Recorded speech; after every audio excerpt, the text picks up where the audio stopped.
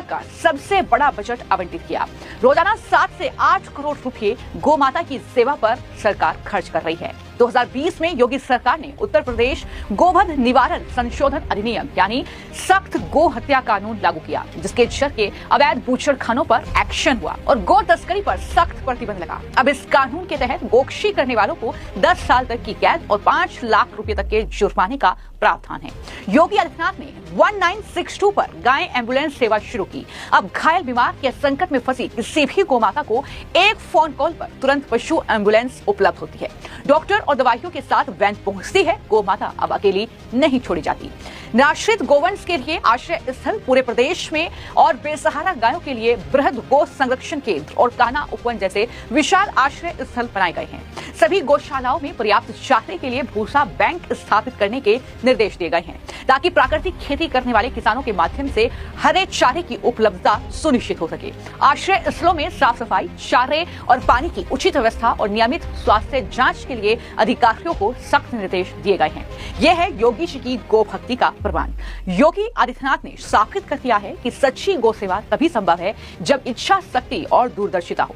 योगी आदित्यनाथ ने मुख्यमंत्री के तौर पर गोमाता को सिर्फ बचाया नहीं, बल्कि उन्हें सम्मान और सुरक्षा भी दी है। स्वाभाविक रूप से पेट्रोलियम उत्पादों के दाम दुनिया में बढ़ेंगे, उसका असर यहां पड़ेगा। सप्लाई चेन बाधित होगी, उसका असर यहां भी पड़ेगा, क्योंकि हमारी 90% से अधिक की आवश्यकता उस कच्चे तेल पर निर्भर करती है जो यहां पर आता है।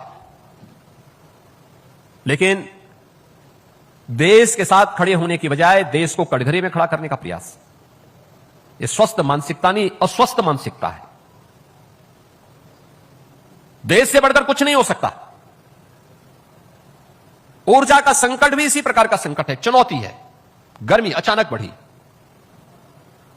तमाम थर्मल पावर प्लांट ने अचानक शटडाउन ले लिया, उत्पादन कम हुआ। उत्तर प्रदेश, जहां पिछली सरकारों में गोमाता की दुर्दशा चरम पर थी, गौ संरक्षण सिर्फ चुनावी जुमला था, कोई ठोस योजना नहीं, गो हत्या और लापरवाही का दौर था।